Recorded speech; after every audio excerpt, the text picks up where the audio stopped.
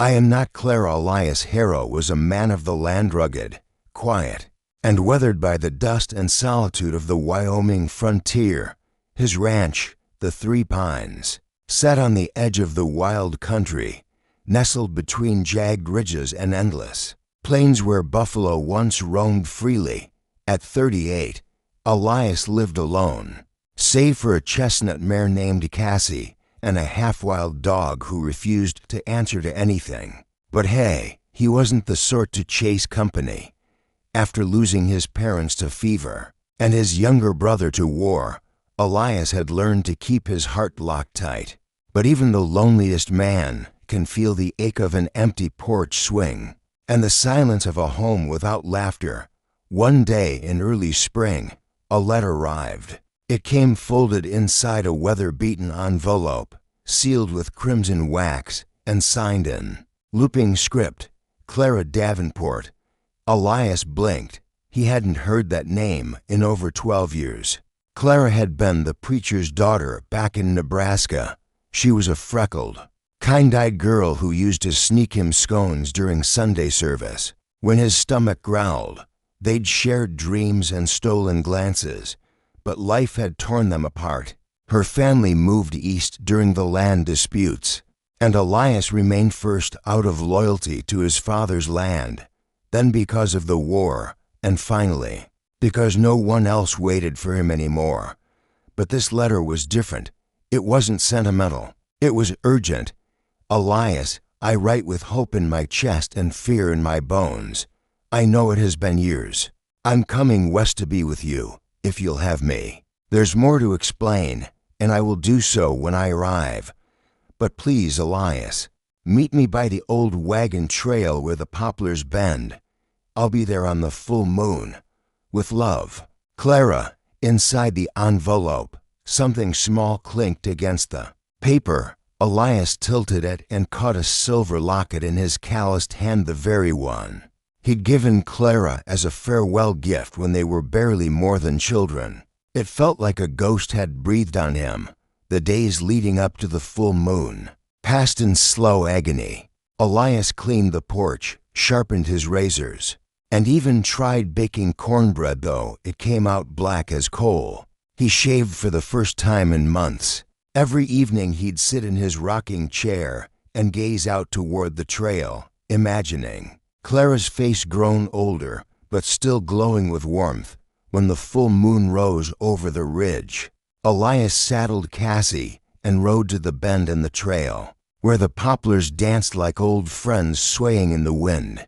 He waited hours. Passed, then thunder, but not from the sky. It came from the earth. A deep rumble echoed across the hills, and soon Elias saw shapes forming in the moonlight. Not wagons, not horses pulling carriages, no dash riders. Hundreds of them. Torchlight flickered. The hooves of over 400 native warriors pounded like war drums across the land, their faces painted with symbols, eyes locked ahead. Elias's heart seized. He dismounted, keeping one hand on Cassie's reins and the other near his holster. But none of the warriors reached for their weapons. Instead, they slowed and formed a wide, quiet circle around him. At the front, a tall rider stepped down. He wore a bear claw necklace and a cloak of buffalo hide. His face was weathered, but noble. Elias swallowed hard. You lost, friend. The warrior said nothing. Instead, he turned and raised a hand. A second rider emerged, a woman. She wore white doeskin stitched with beadwork so delicate it shimmered. Her long braid was tied with red and silver ribbon. Round her neck the silver locket. Elias felt like the ground had tilted beneath him. The woman looked straight at him with tear-filled eyes. Her voice was soft, but carried in the night. Davenport. Anymore. My name is Shining Dove, and I need you now more than ever. Elias Harrow stood frozen in the moonlight, surrounded by hundreds of silent native warriors. The torch flames cast flickering shadows across their stoic faces, but his eyes were locked only on her. Shining Dove, the girl he once knew as Clara Davenport. She stepped forward, her dress whispering across the tall grass, the silver locket swinging gently against her chest, the same locket Elias had given her as teenagers, the one she'd returned in her letter. Elias couldn't find his voice, not even a whisper past his lips. She was here not just in body, but different, transformed. Her gaze held strength and sorrow, as if she carried more than just her own burdens. "I know this is not what you expected," she said gently, "and I owe you the truth." He looked around at the riders, at the massive circle of warriors whose eyes never left him. "You came with a small army." Shining Dove gave a soft, sad smile. "Not an army, my family." Elias blinked, stepping closer. "Family? You married into a tribe." "No," she said. "I was taken in." Her voice trembled. "Not from fear, but from memory. After my family fled Nebraska, our wagon was attacked by bandits in Cheyenne territory. My parents were killed. I was only 16. I ran into the woods and collapsed from fever." She glanced toward one of the warriors, a grizzled elder with a crow feather in his hair. "He found me. His name is Black Elk. He carried me across the mountains on his back, nursed me, spoke to me like a daughter." The elders held a fire ceremony and said the spirits had given me a second life. They called me Shining Dove, a symbol of peace reborn from death. Elias listened, stunned. He knew life out here was hard, but her story hit him like a kick in the ribs. "I tried to write to you over the years," she added, "but I didn't know where you'd gone. I finally found someone who knew of a loner rancher near the Three Pines. I had to come." "Why now?" Elias asked. She hesitated, then lifted her necklace and opened the locket. Inside wasn't a picture of Elias or her parents, but a tiny drawing of a child. "She's mine," Shining Dove whispered.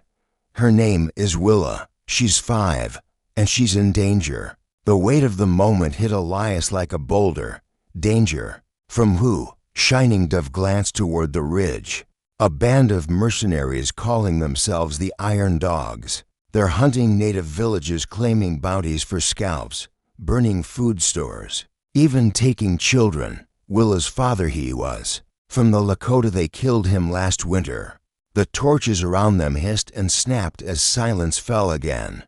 Elias's voice was low. "So you're running?" Shining Dove shook her head. "We're not running. We're standing. But we need safe ground, a place to protect the women and children while the men prepare. The tribes have come together for the first time in generations. But we need somewhere the Iron Dogs won't expect. Somewhere they'd never think to look." Elias stared at her. She didn't say it. She didn't have to. "You want to bring them here," he said quietly. Shining Dove nodded. "I know it's asking the world of you. I wouldn't if there was another way. But this land, it's wide, isolated, with water and fences. You're the only one I trust."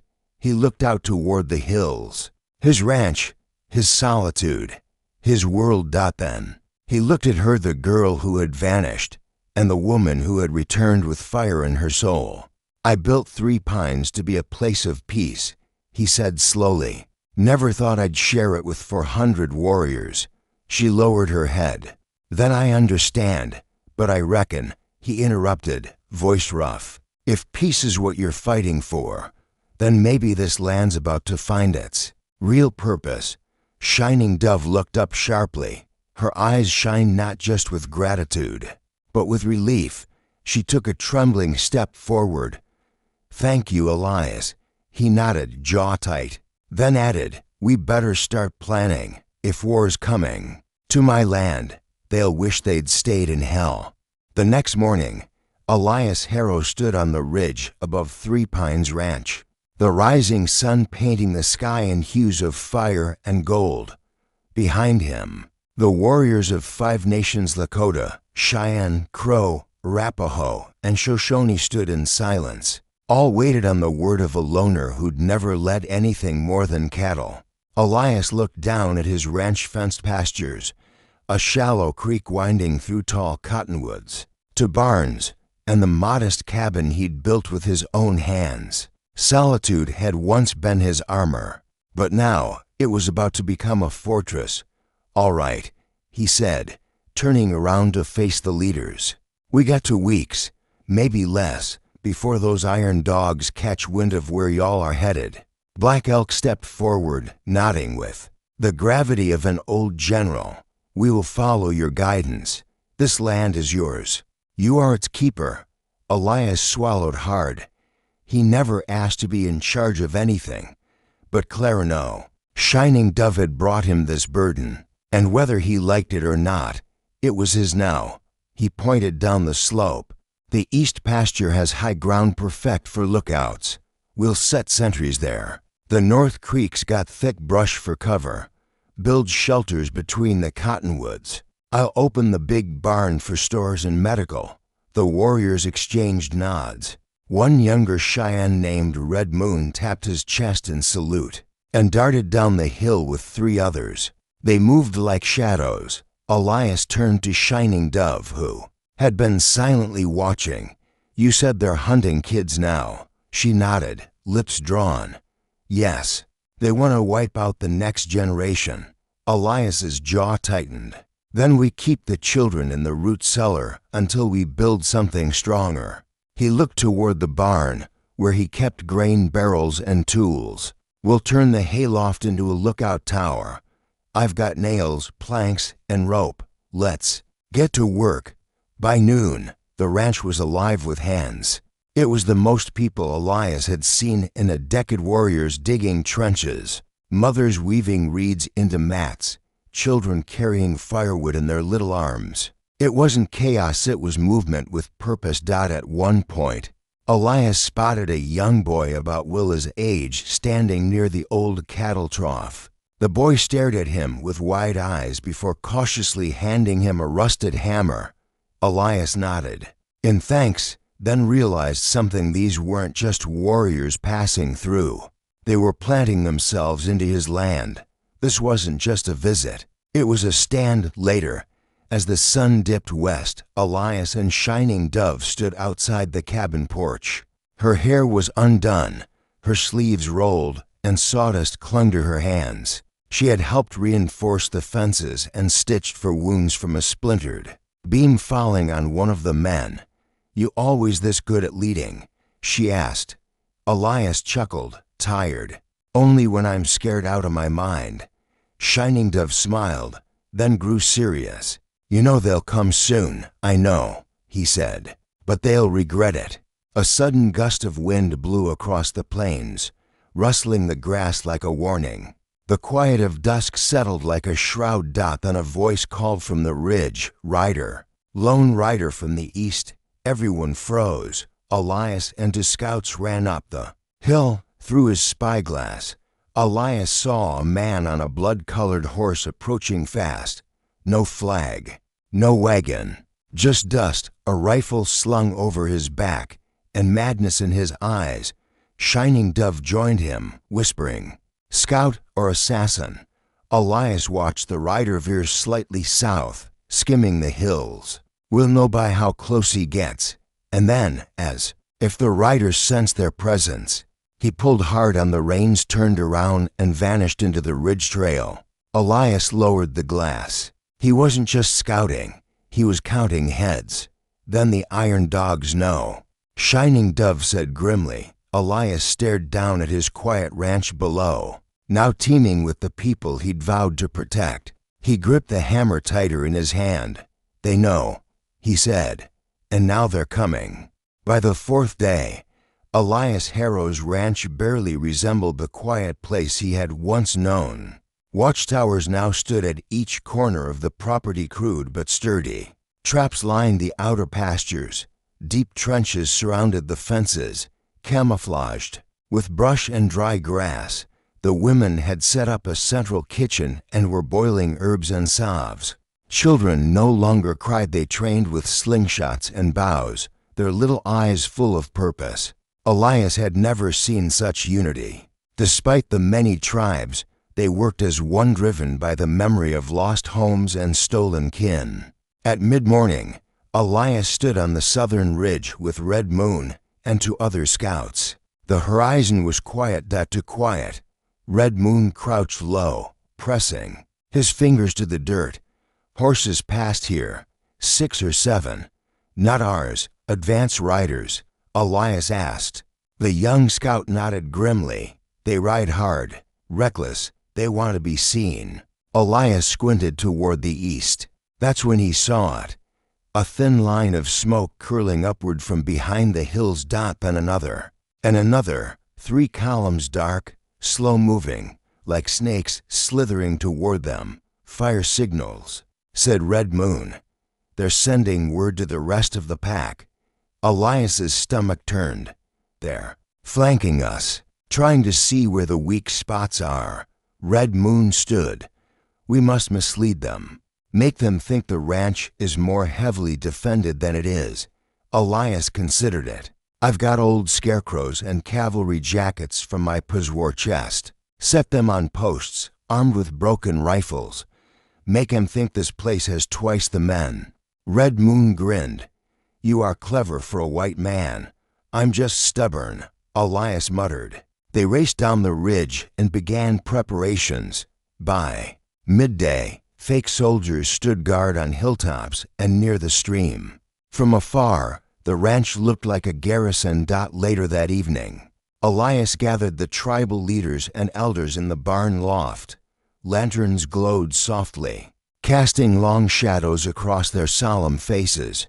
We've got a few days, at most, Elias began. They're testing our perimeter, might try to draw us out. Black Elk stroked his beard. Then we do not move. We wait.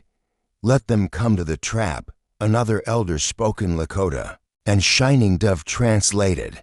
He says, the buffalo never chases the wolf, but when the wolf grows too bold, it is trampled all the same.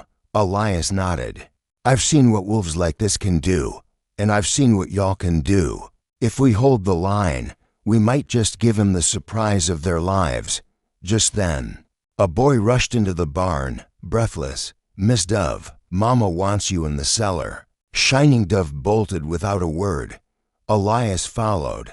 They reached the root cellar beneath the cabin, where a group of women stood huddled around someone. A young woman lay on a pile of straw, soaked in sweat, clutching her belly. It's time, said one of the older women.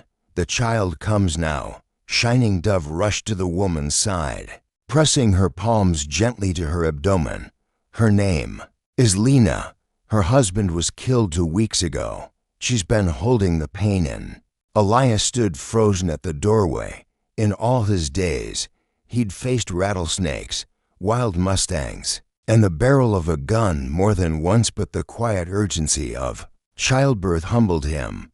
Go, Shining Dove said to him gently. This is women's work. He backed away, almost in awe. As he reached the porch, he looked up and saw Willa, Shining Dove's daughter, sitting cross-legged, with a small wooden horse in her hands. She glanced at him shyly. Is Mama helping someone? She asked.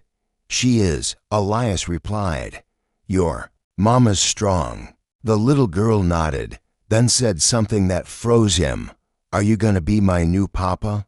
Elias swallowed hard. The question didn't come with expectation, just the innocent honesty of a child. He knelt beside her. I don't know yet, but I'll make sure you're safe. I promise. Willa smiled, then ran off to play near the willow trees.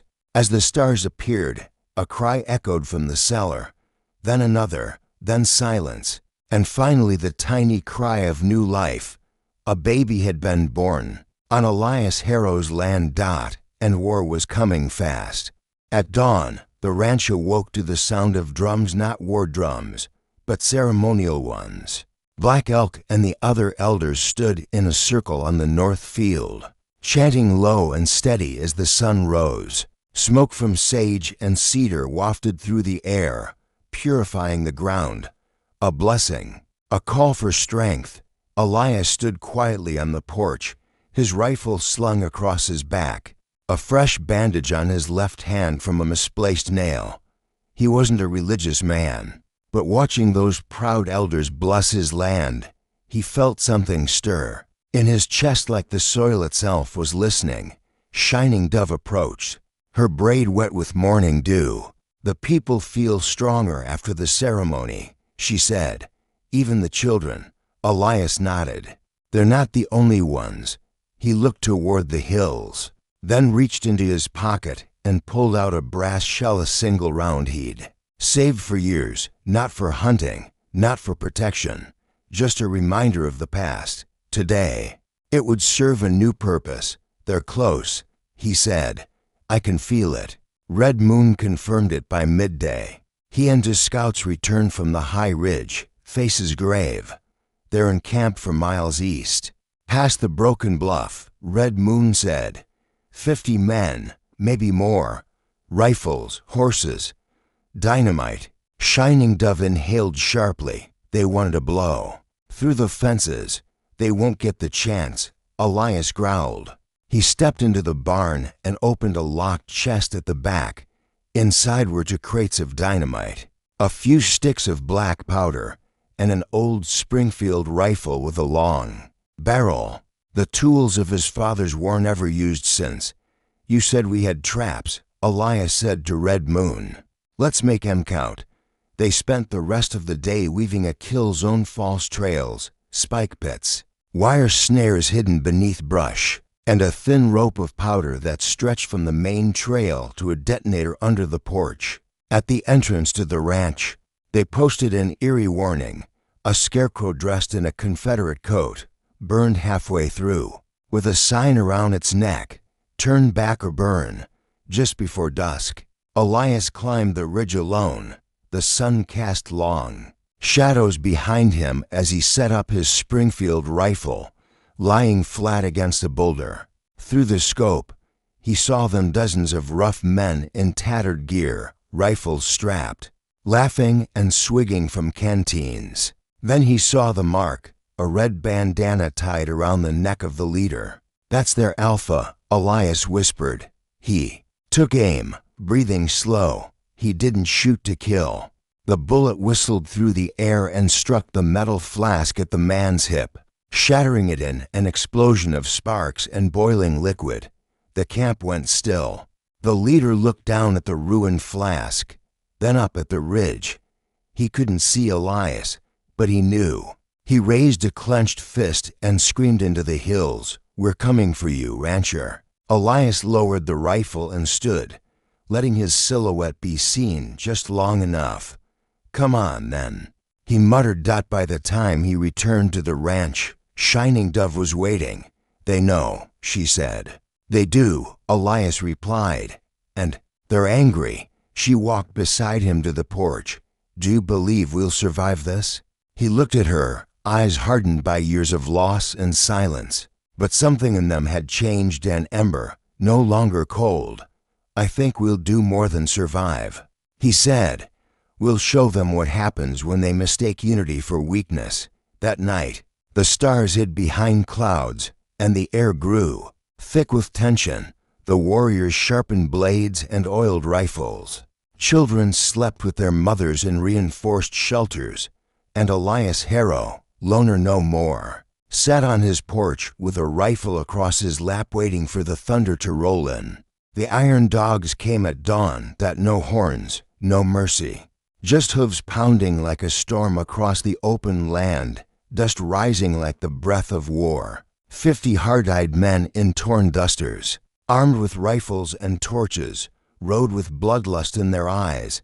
Elias Harrow had waited for this moment all night, perched on the barn roof beside Red Moon. He saw them coming through the spyglass. "Here they come," he muttered. Red Moon nodded, tightening the band around his braided hair. "Let them fall into the belly of the earth." As the iron dogs crossed the first fence line, a sharp whistle split the air. Elias raised his hand. "Hold!" The lead riders, arrogant and eager, burst forward. Boom!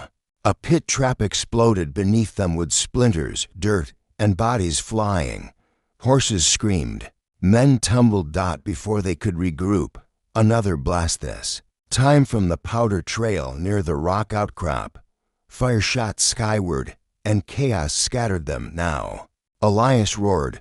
From the tall grass to the left, a barrage of arrows sliced through the air deadly. Precise. Several iron dogs fell before they knew they were under attack. From the barn rooftop, Elias fired once, twice taking down a man trying to light a fuse. The warriors moved like ghosts, silent, fast, coordinated. Shining Dove and the women launched stones and flaming arrows from hidden slings behind hay bales. Children stayed deep in the cellars, guarded by elders with old rifles. But the iron dogs were ruthless. Those who survived the traps rallied and pressed forward, angling toward the south fence where a breach had been deliberately left open. They charged straight into the funnel, exactly where Elias wanted them. As they entered the narrow path, two warriors on horseback galloped in from both sides, tossing oil-soaked bundles. Then Elias pulled the lever. Fire leapt from both ends, turning the pass into a canyon of flames. The screams echoed into the hills. The battle raged for 20 minutes. Then, one of the iron dogs, the red bandana leader, emerged from the smoke, coughing, his face blackened with soot. He staggered forward and pointed his revolver toward the porch of Elias's cabin, where Shining Dove stood unarmed. "You filthy half-breed," he spat. He raised his weapon, but before his finger could twitch crack, Elias fired from the barn window. The man spun, hit square in the chest. He collapsed in a heap, his revolver falling into the dust. Silence. The last of the iron dogs, seeing their leader dead, turned and fled. Arrows chased them. Two more fell before the rest vanished beyond the ridge, leaving their dead behind. The wind picked up. Smoke curled across the field. Blood soaked the grass beneath the cottonwoods. But no one else came. It was over. Red Moon stood atop the barn, his chest heaving. They will not return. Shining Dove walked slowly through the field, checking each body, warrior and invader alike. Her hands were steady, but her eyes were glassy. Elias joined her. "We held the line," he said. She nodded. "But we paid a price. 10 warriors had fallen. One of the women was wounded. A fire scorched part of the east pasture, but the cabin, barn, and children's shelters remained untouched. By noon, the wounded were being tended to, and the dead were honored with songs and feathers." Elias helped carry a young crow fighter to the fire circle, his hands blackened and blistered. The man had died saving a child from a burning wagon. His name was Swift Bear, said Shining Dove. He gave his life for a people not his own. Elias stared into the flames. "I'll carve his name into the oak by the creek, and anyone who sets foot on this land will remember it." That night, they lit fires not for war, but for remembrance. Drums beat slowly, in rhythm with the land. The children danced not out of fear, but in triumph. Willa sat on Elias's lap, quiet and safe. Shining Dove placed her hand over his. "You gave them shelter," she whispered. "You gave me back my family." Elias looked up at the stars. "They gave me something to," he said, "a reason to keep breathing." The sun rose over Three Pines Ranch the day after the battle, casting a warm ember light on a land forever changed. Smoke no longer choked the skies. Blood had dried into the soil. What remained now was silence, heavy, sacred, and filled with meaning. Elias Harrow sat on the cabin steps, his rifle across his lap, not out of fear, but habit. His eyes scanned the ranch, now filled with movement, not of war, but of healing. Children laughed again. Women sang softly as they cleaned the burned pasture. Men warriors rebuilt fences, their shoulders tired but spirits whole. The iron dogs were gone, but something far greater had taken root. Peace. Shining Dove stepped beside him, holding 2 tin cups of wild tea. She handed him one and sat beside him, the hem of her dress brushing his boot. "You haven't said much," she said. Elias took a slow sip. "Ain't much to say. Still feels like a dream. It was almost a nightmare," she whispered. "But you didn't run. You stood." He looked at her. "So did you." They sat in silence for a while, listening to the sounds of a village growing where once there had been only solitude. Suddenly, a small hand tugged at Elias's sleeve. "Mr. Elias?" Willa looked up at him with her wide eyes. "Mama said I could ask now." "Ask what?" The little girl glanced at her mother, who nodded gently. Willa leaned close. "Can I call you Papa now?" Elias's throat tightened. All the words he'd stored up his whole life seemed to vanish. He nodded once, slowly. "You can." Willa smiled like the morning sun and ran off to show her friends. Shining Dove placed her hand on his. "You didn't just protect us, Elias. You gave us a future." He looked at her, finally letting himself feel what he'd buried for years. "Maybe that's what I was waiting for all along. Not a bride in white, or a life I once lost, but something real, something earned." A few days later, delegations arrived from neighboring tribal communities. Word had spread like prairie fire how a white rancher had defended 5 tribes against mercenaries. How native and settler blood had mixed in defense of something more than just land. Elias stood before a fire circle, surrounded by tribal leaders and elders. Black Elk raised his arms. "This land, once a place of loneliness, has become sacred. We name it now not as a ranch, but as a refuge." Another elder stepped forward. "Let it be known, any who seek peace shall find it here, and those who bring harm will face the fire."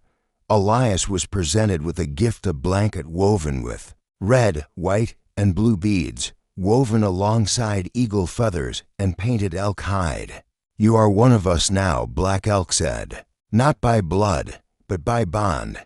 As the drums sounded and dancing began, Elias saw something he never imagined: settlers and native families breaking bread together under a sky filled with stars. There was no distinction now between tribes, between color, between pasts. They had bled together, and now they would live together. That night, Shining Dove joined Elias by the fire pit behind the cabin. They sat in comfortable silence, watching Willa chase fireflies with the other children. "When I wrote you that letter," she said softly, "I thought I was asking for a favor. I didn't realize I was leading us all home."